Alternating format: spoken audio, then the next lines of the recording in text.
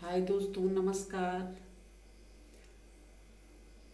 आज आत्मा बहुत दुखी है दोस्तों। आप लोगों ने भी अंकिता भंडारी के बारे में सुन ही लिया होगा, जो कि अब हमारे बीच में नहीं है। और भगवान उनकी आत्मा को शांति दे और अपने चरणों में जगह दे। उनके माँ बाप को दुख सहने की क्षमता दे। ये दुखों का पहाड़ सारे उत्तराखंड में टूटा है, ये दुख का पहाड़ सारे भारत में। और इस तरह ये दरिंदे हरकत कर गए, इनको कड़ी से कड़ी सज़ा मिलनी चाहिए। और इनको कड़ी से कड़ी सज़ा, फांसी मिलनी चाहिए को। और हम सबको आगे आना पड़ेगा, एकजुट होना पड़ेगा।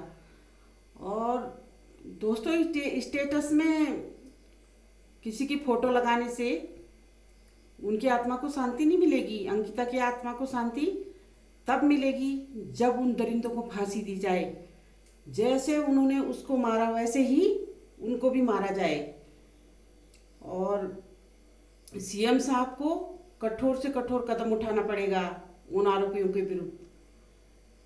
और ये हमेशा ये दरिंदे ऐसे ही छूट जाते हैं, जिस वजह से हमारे उत्तराखंड में भी इतनी वारदातें हो रही हैं। यहाँ पे मातृशक्ति सुरक्षित नहीं है।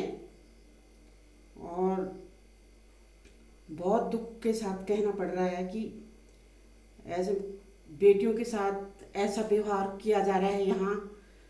कभी उत्तराखंड को देवभूमि कहते हैं, कहते हैं, शायद कहते भी रहेंगे। पर इन राक्षसों की वजह से हम शर्मसार हैं।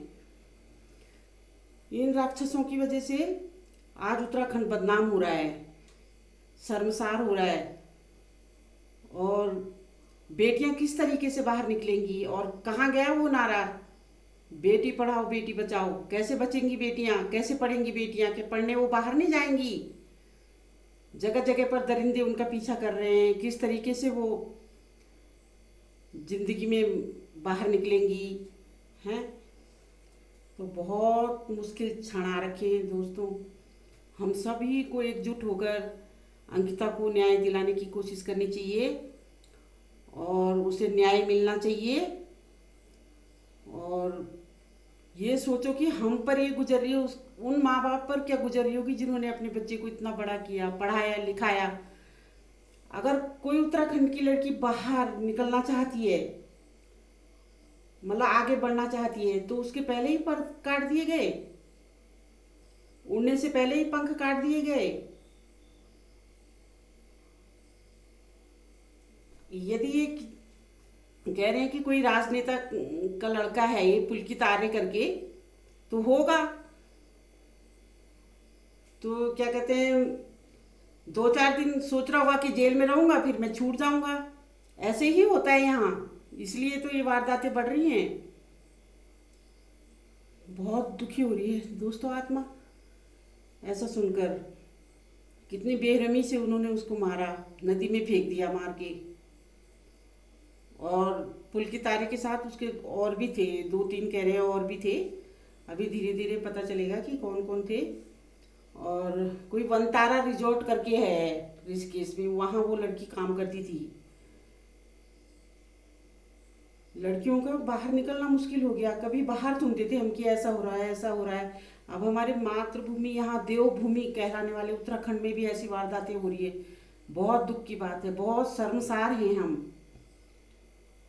और बस आगे बोले तो क्या बोले, कुछ बोलना भी नहीं आ रहा है, मतलब बोला ही नहीं जा रहा है। इतना दुख हो रहा है ना दिल में।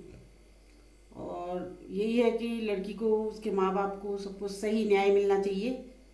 और उसकी आत्मा को शांति दे भगवान, अपने चरणों में जगह दे और मोक्ष की प्राप्ति हो उसे। और आगे क्या बोलूँ, अब आगे कल और भी जो आगे पता चलेगा फिर बात करेंगे। तब तक के लिए जय भारत, जय उत्तराखंड।